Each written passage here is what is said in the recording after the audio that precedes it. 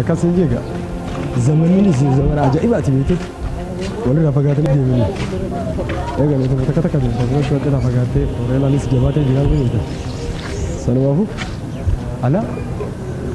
gurbaan dhiiraa irraa qabu dhufela uma fakkii mutum yartaani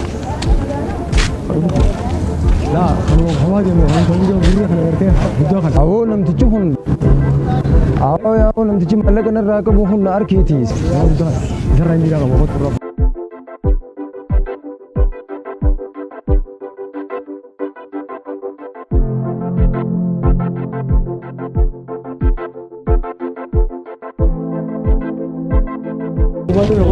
kami awo akkana garreeti maallaqaan sirraa qabu naaf kan itamoo nagar maal afaan qabattan maallaqaan sirraa qabu naaf kan itamoo kan itu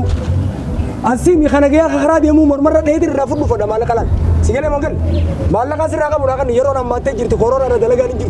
namni waan nyaatu dhabee mana keessa bahee jira amma huccuu uffatee kophee hidhatee lolaaf deema namni amma baatii lamaa fi sadii booda namni ni lolaa sigalee mongal amma maallaqaan qabu irraa kan irraas magadhu maallaqa narraa qabdu obboleessa kiyya bar sindinne ani maallaqa keessiifiin kanna ayetuma maallarraa feete duwaan sii mitiiti kafayyaatu mana dhaqee irraa ni fudhadha ka qabu nama waa qabu yoon harkeen dhiisu ammaan kan isirraa qabu maallaqa kiyya ka halaallaa kan sigalee mongal bar maallaqa narraa qabdu sindinne obboleessa kiyya duwaa maanaa kan ninere maallaqa ono ammuma na gaafatteeti anis biyya namaatiin ture biyya chaayinaa irraa har'aan seene ofifuu hono areedaa hin ciranne ammaan hono xayyaara irraa bu'ee as gee hiigaa maallaqa wayii sidiyan kana hundaan na balbalu jira mataa kana hundaan na dhukkubu jiraati maallaqa kee yoo barbaadde siifiin kannaani maallaqa hafeeta maallaqa dhaabadu hotuu sambo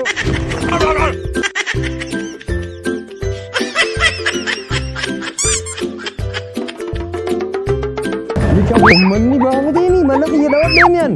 haruma kanaa odii seefii wal